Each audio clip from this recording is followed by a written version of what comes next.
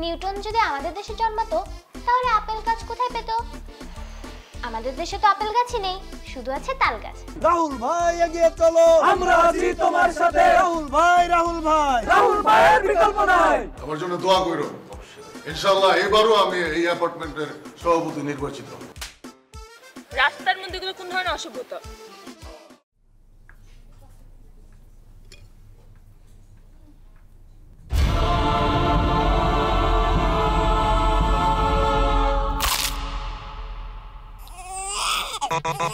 ভীষণ কুড়মুড়ে গোলমার্ক pops biscuit, একটু জায়গা বুঝে খান। আমার থেকে বেশি নিরপেক্ষ মানুষটা কে? আমি তারা আমার এই দুই চোখ দিয়ে দেখতে চাই। ভাই আপনি একবার পদত্যাগটা করেন না, দেখেন আমরাই খুঁজবো, এবং এই 60টি ফ্ল্যাট এর মধ্যে কি একজন নিরপেক্ষ মানুষ আমরা পাবো না? শুনেন রাহুল, আপনি একটা যুবক মানুষ তো, এখন অনেক ইয়াং, আপনার ওই জ্ঞান বুদ্ধিটা হয় নাই, এর জন্য কোনো কিছু বুঝতে পারেন না। আপনাকে কি করতে হবে জানেন? আপনি সোজা ওই পাবনায় চলে যান, পাবনা মেন্টাল হসপিটাল আছে যে, ওখান থেকে একটা পাগল ধরে নিয়ে আসেন। তাও যদি না পারেন তাহলে একটা মহিলার কাছে যান, মহিলার কাছে যা তার ওই যে কোলের দুধের শিশু আছে না, তারে নিয়ে আসছেন। কারণ আমি ওই পাগল আর শিশু ছাড়া কোনো নিরপেক্ষ মানুষ দেখতেছি না, বুঝতে পারছেন? আপনি এখন কি বলতে চাচ্ছেন? আমি পাবনা থেকে একটা মেন্টাল নিয়ে আসবো, অথবা কোনো মায়ের কোল থেকে কোনো শিশু বাচ্চাকে নিয়ে আসবো? তো তা না হলে আপনি নিরপেক্ষ মানুষটা পাবেন কোথায়? ভাই আপনি পদত্যাগ করলে না, সেটা আমরা সবাই মিলে সিদ্ধান্ত নিব। সবাই আবার কে? আপনারা? তা আপনারা যদি আপনাকে পছন্দ মতো একটা মানুষ বসান, ওটা যদি জুলমত সাহেব পছন্দ না করে তখন কি করবেন? ওটা কে মেনে নিবে? ওনাকে আমরা বুঝাবো। জুলমত সাহেবরা আপনি কি বুঝাবেন? মানে আপনি বুঝাইলেই কি উনি মাইনা নিব? উনি সব বুঝা যাব? আরে ভাই, এরকম ধারণা আপনার কই থেকে পাইলেন? হ্যাঁ, ওনার কি জ্ঞান বুদ্ধি নাই? উনি কি ভাত মাছ খায় না? হ্যাঁ, ওনার কি ব্রেন কি শুকায় গেছে? আপনারা যে চালাকি করেন এটা কি জুলমত সাহেব বুঝে না? চম্পাকলির চালাকি সে কি বুঝে না? সে কি এতই সহজ সরল মানুষ? আরে ভাই সব কিছু নিয়ে তো আর্গুমেন্ট করলে তো হবে না। ধরো মিয়া, আপনি তো আইছেন ওই চম্পাকলির দালালি করতে। আপনি তো চম্পাকলির দালাল। আপনি মনে করছেন এগুলো আমি বুঝি না? না কি বলেন ভাই আপনি এটা? মানে আপনি আমাকে দালাল বললেন?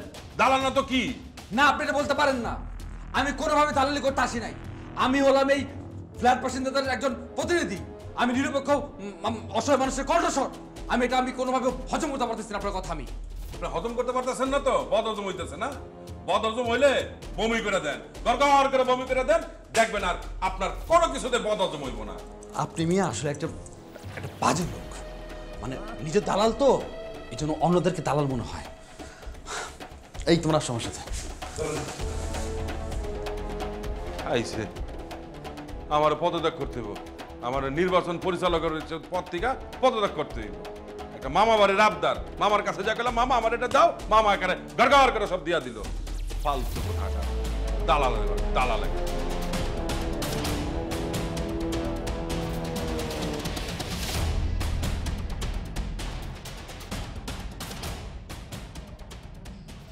আপু, আমি না আপনাকেই খুঁজতেছিলাম, একটা গোপন কথা বলতে। বলো। আমি না দুলা ভাইয়ের টিম থেকে বের হয়ে আসি। এখন থেকে আমি চম্পাকলি আপুর দলের হয়ে কাজ করব। কেন তুমি হঠাৎ তোমার দুলা ভাইয়ের দল থেকে বের হয়ে আমার বোন চম্পাকলির দলে কেন আসতে যাচ্ছ? বিবেকের তাড়নায় আপু, বিবেকের তাড়নায়। চম্পাকলি আপু যে ভোট বর্জনের সিদ্ধান্ত নিছে না, দুলা ভাই কিন্তু ভয় পেয়ে গেছে। তাই নাকি? তাহলে বলছে কি, শুধু আমি না, আপু কিন্তু দুলা ভাইয়ের দল ত্যাগ করে ফেলেছে। কি বলো তুমি এসব? তোমার বোন মানে তার স্বামীর দল থেকে সে বিপক্ষ দলে যাবে, আর তোমার দুলা ভাই তোমার আপুর বিষয়ে কোনো অ্যাকশন নেই? সেজন্যই তো আমরা গোপনে দল ত্যাগ করেছি। আমরা অন্যের সাথে একদম নাই। কিন্তু বুঝেনি তো আপু, দুলা ভাইয়ের বাসায় থাকি, মুখ ফুটে তো বলতে পারি না, কিন্তু মনে মনে কিন্তু ঠিকই দুলা ভাইয়ের বিরুদ্ধে আছি। এটা কি সম্ভব? এই এই ঈদের দিনে রাস্তাঘাটে ঘুমাবো? সম্ভব না হলে কিছু করার নাই, কারণ হচ্ছে যে বাড়ির মালিকে তো চাবি নিয়ে গেছে মনে করে। এখন তো ঝামেলার সময়, এই রাজনীতি, নির্বাচন সবকিছু মিলে ঝামেলা। এই যে আইসে মামা, কি অত টাকা পাইলি কই?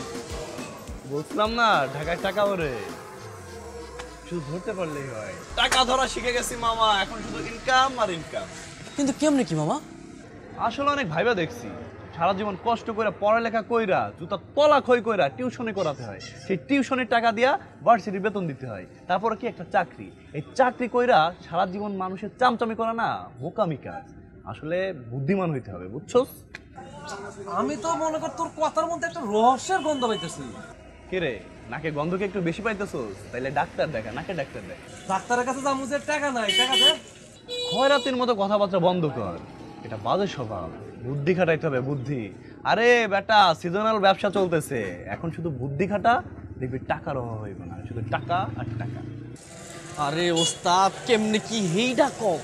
আরে বেটা, এই যে ইলেকশনের সিজন চলতেছে, এই ইলেকশনের প্রার্থীরা না তেজপাতার মতো টাকা উড়াইতেছে। এখন শুধু ধান্দা করে তাগোরে সাপোর্ট দিয়ে তাগো কাছ থেকে টাকা বাইর করতে পারলে হয়, তারপর দেখবি সারা বছরের ইনকাম হয়ে গেল। যাক, শুনে খুবই ভালো লাগলো যে তোমাদের বৌদ উদয় হয়েছে। আপু, আপনাকে আরেকটা গোপন কথা বলবো। বলো না। দুলাভাই কিন্তু ঠিকই বুঝে গেছে ওনার পরাজয় অনিবার্য। তা তো অবশ্যই, আমরা আন্দোলনের পরেই তোমার দুলাভাইয়ের অবস্থা তো নড়বড় হয়ে গেছে, এখন তো একটু ধাক্কা দিলেই পড়ে যাবে। আপু, আপনি শুধু চম্পাকলি আপুকে বলবেন উনি যাতে ওনার ভোট বর্জনের সিদ্ধান্তে অনড় থাকে। কোনোভাবে যদি উনি আপোষ করে নির্বাচনে চলে যায় তাহলে কিন্তু ওনার দফা শেষ। দুলাভাই কিন্তু ঠিকই কলকাঠি নেড়ে বদরুল ভাইকে বলে সভাপতি পদে জিতে যাবে। তা তো আমরা আগে থেকেই জানি, সেজন্যই তো চম্পাকলি আপা এই ভোট বর্জনের সিদ্ধান্ততে অটুট আছে এবং আমরা আন্দোলন চালিয়ে যাচ্ছি। চম্পাকলি আপা বলছে প্রয়োজনে সে নিজের জান দিতেও রাজি আছে, কিন্তু কোনোভাবে এই অন্যায়ের সাথে সে আপোষ করবে না। থ্যাংক ইউ আপু, আপনার কথা শুনে না মনে অনেক সাহস পাচ্ছি। ঠিক আছে, কিন্তু তুমি এখন থেকে তোমার দুলাভাই আর বদরুল সাহেব কি কি প্ল্যান করে সেটা গোপনে এসে আমাকে জানাবা, ঠিক আছে? এটা আর বলতে হয়? অবশ্যই আপু, আমি ওদের টিমের গুপ্তচর হয়ে তোমাদের সাথে কাজ করব। That's my girl. Bye. Okay, by.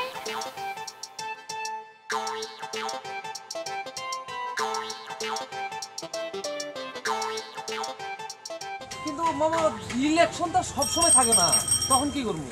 ধান্দার কি অভাব আছে বেটা? একটা ধান্দা যাবে, নতুন আর একটা ধান্দা আসবো, বুঝোস নাই? শোন, আশেপাশে তাকাই দেখ, যারা চাকরি করে তারা চাকরি করে হিসাব করতে করতে না জীবন অর্ধেকে শেষ করে ফেলে, আর যারা ধান্দা করে তাকে জীবনে না হিসাবের কোনো জটিলতা নেই, আনলিমিটেড চিল। ও, তার মানে এটাকে ইলেকশনের ধান্দার টাকা? এই বেটা, তা নয়তো কিসের টাকা? আমি নায়িকা চম্পাকলি থেকে তার দলের পক্ষে কাজ করবো বইলা 5,000 টাকা নিয়ে আইছিলাম। আলহামদুলিল্লাহ, সুবহানাল্লাহ সুবহানাল্লাহ। আচ্ছা মামা, একবারে তো 5,000 টাকা নিয়ে আইলা, এরপরে টাকা চলে কি আবার টাকা দিবে? আরে বোকা, এক পক্ষ নিয়ে পড়ে থাকলে তো কাজ হবে না। ইলেকশনের পলিসি হলো গোপনে সবার কাছ থেকে পাত্তি ইনকাম করা। সন্ধ্যা যাবো জুমত মিয়ার বাসায়, তার বউয়ের কাছ থেকে কিছু টাকা খসাবো। আরে বেটা, মাথা বিক্রি করছি, মাথা। মামা, আমগরে ভাগ দিবা না? আমার মাথা বিক্রি করে টাকা আনছি, তোকে ভাগ দিব কেন? তোরা যা, তোকে মাথা বিক্রি করে টাকা আন।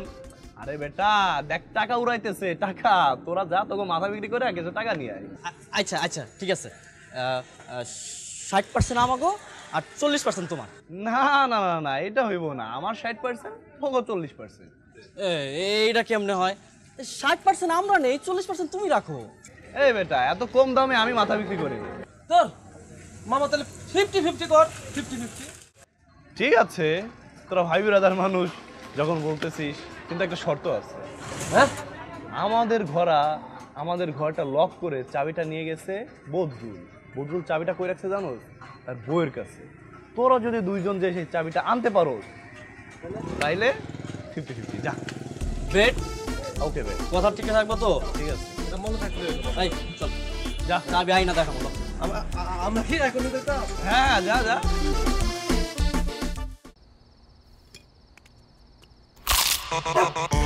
ভীষণ কুড়মুড়ে গোলমার্ক পপস বিস্কুট, একটু জায়গা বুঝে খান। আপনারা জিতাইতে গিয়া আমি নিজেই কিন্তু বিপদে পড়ে যেতেছি। আমারে জিতাইতে গিয়ে আপনি বিপদে পড়ে যেতেছেন মানে কি? আরে ভাই, অ্যাপার্টমেন্ট সমিতির সভাপতির চেয়ারে আমি বসলে ক্ষমতার কুসুম কি আমি একা খাবো? আপনি খাইবেন না? আমারে চেয়ারে শো কইরা তো দান আপনিও মারবেন, তাহলে আমারও একলা দৌড় দিতেছেন কেন? এটা আপনি কি করলেন জুলুস ভাই? গতবার চেয়ারে বসার পরে আমি আপনার কাছ থেকে কোনো সুযোগ সুবিধা নিছি? সব সুযোগ সুবিধা তো আপনি একাই ভোগ করছেন। ভাই, পুরন কথা মনে কইরা আর মনটা খারাপ করে দেন। এখন এখানে কি জন্য ডেকে আনছেন? ভাই শুনেন, ভিতরে ভিতরে গেম চলতেছে। ওই রাহুল আইছিল আমার বাসায় 2-4টা পোলাপান লইয়া, আইসা আমারে কইতাছে আমারে পদত্যাগ করতে। কি কইতাছেন আপনি? আপনি পদত্যাগ করতে রাজি হয়েছেন? আরে ভাই আমি রাজি হবো। ওই রাহুল 2-4টা আমজনতা আইন না আমারে হুমকি দামকি দিব আর কইব পদত্যাগ করতে, আর আমিও পদত্যাগ করুম।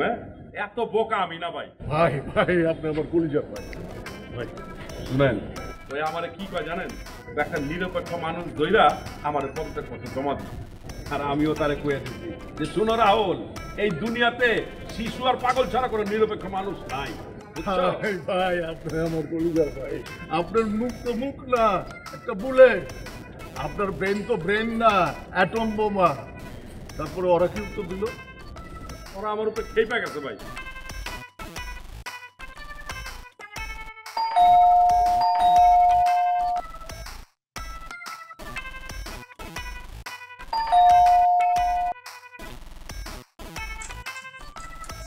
ভাবি আপনি ভালো আছেন? হ্যাঁ ভালো আছি। ভাইয়া কোথায়? ও তো বাসায় নাই, বাইরে। গত রাতে কি আপনার কাছে সবকিছু স্বীকার করেছে ভাবি? আর বইলো না ভাই, পৃথিবী থেকে কুত্তাল্লে সোজা হওয়ার কোনো ওষুধ আবিষ্কার হয়েছে? হয়নি। আমার জামাই একটা কুত্তার লেজ। ওষুধ যদি আবিষ্কার হয় না, তাহলে আমি আমার স্বামীর জন্য চেষ্টা করব। আফসোস ভাবি আফসোস, আপনার মতো রূপবতী বউ থাকতে যে পুরুষ পরনারীর দিকে চোখ দেয়, ওই পুরুষের চোখ ঠিক করার মতো কোনো ডাক্তার এখনো জন্ম নেয় নাই। মনের আগুন আর উসলাই দিও না ভাই।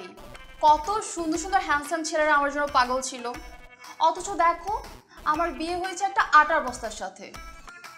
একে তো আটার বস্তা, তার মধ্যে আবার নজর খারাপ।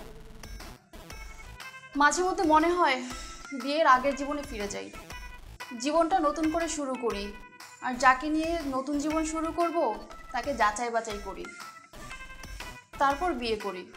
কিন্তু আফসোস, এখন তো আর সেই সুযোগ নাই রে ভাই। এইরকম একজন বদ চরিত্রের লোকের সাথে আপনি বিয়ের আগে কিভাবে প্রেম করলেন ভাবি, একটু আমাদের বলেন তো। না রে ভাই, আমার তো প্রেমের বিয়ে ছিল না। এই আটার বস্তা আমার বাবা মাকে টাকার লোভ দেখায় আমাকে বিয়ে করছে। আচ্ছা আপনি রাজি হলেন কেন?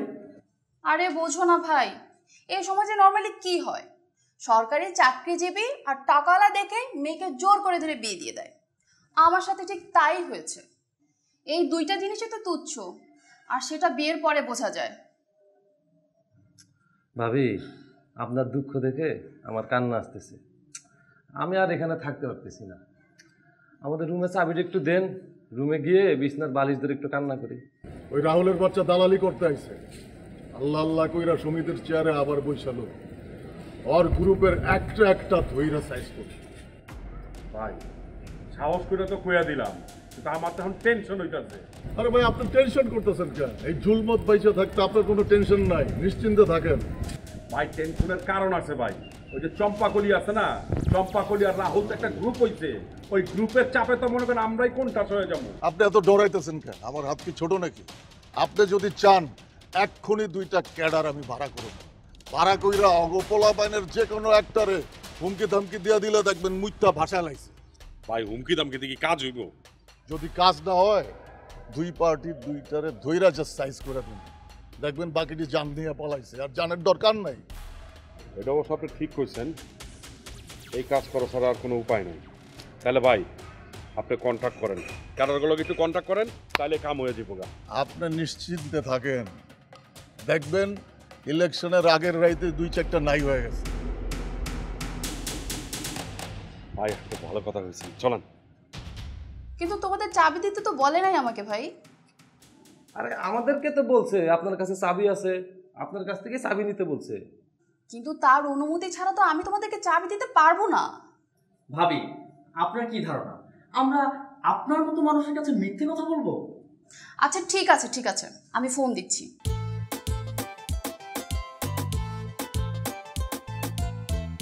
ফোনটা তো কেটে দিচ্ছে। আচ্ছা আবার দিচ্ছি।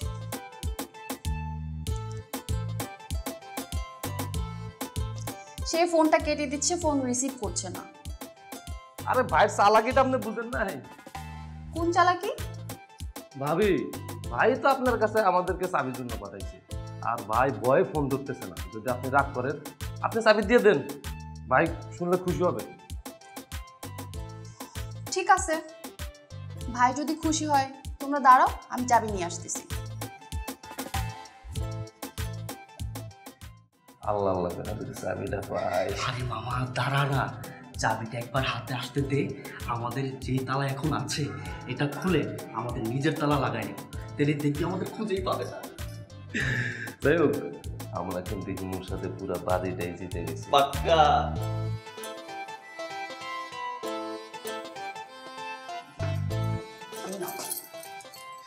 থ্যাংক ইউ ভাবি, আসি তাহলে। ভাবি আপনি একটা কিউটের ডিব্বা।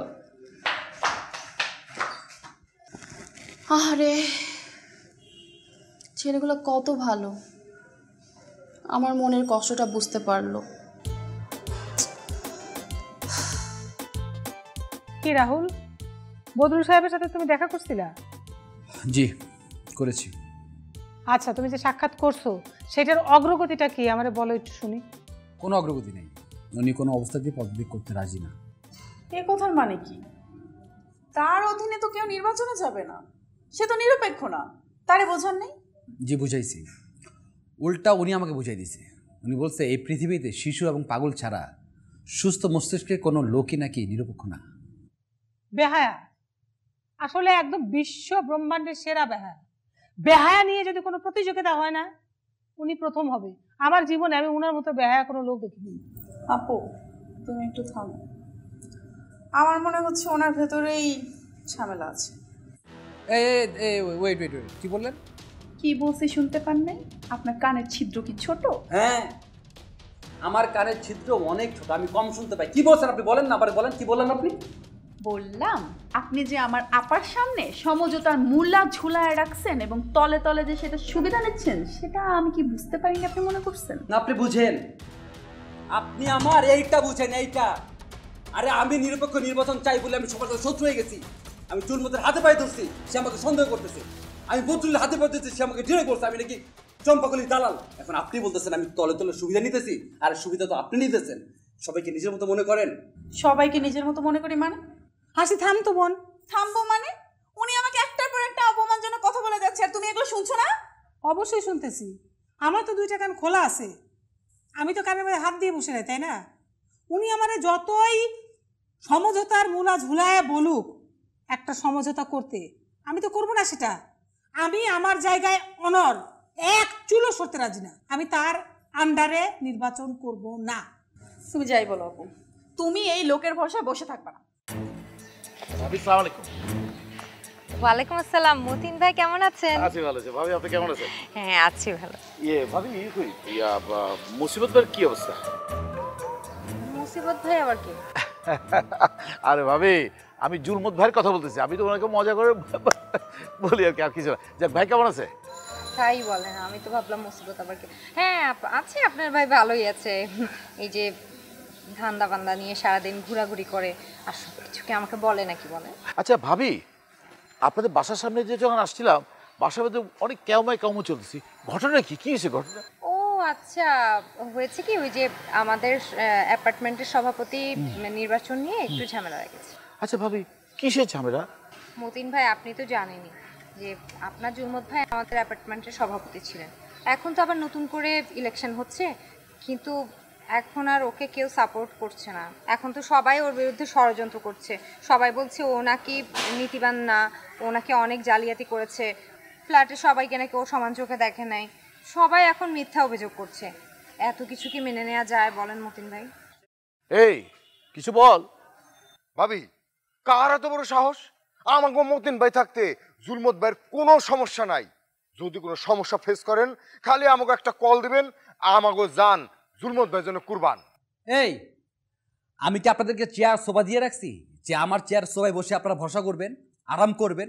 হ্যাঁ, বেরোন আমার বাসা থেকে, বেরোন। এখন আপনাদেরকে সহ্য হচ্ছে না, বেরোন। ও আচ্ছা, দুজন নারীকে পেয়ে খুব ব্যাটাগিরি দেখাচ্ছেন তাই না? আমি কোনোভাবেই আমি ব্যাটাগিরি দেখাইনি, বরং আপনারা দুজন মিলে আমার সাথে নারীগিরি দেখাইতেছেন। এই নারীগিরি দেখাচ্ছি মানে? নারীগিরি কি কথা কই? আমি তো এই কথা জীবনে এর আগে কোনোদিন শুনি নাই। আপনি নারীগিরি বুঝেন না? এই যে আপনি যাকে সাথে করে নিয়ে আসেন, আপনার ছোট বোন মানে চেলি, এই চেলি যে আমার সাথে খারাপ ব্যবহার করতেছে, এটা হচ্ছে নারীগিরি।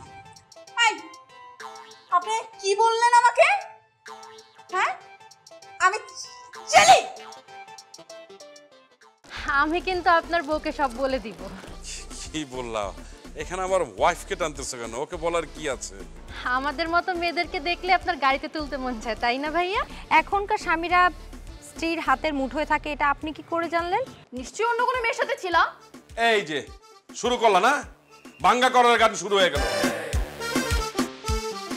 কি সমস্যা, আপনার স্যান্ডেল কি ছিঁড়ে গেল?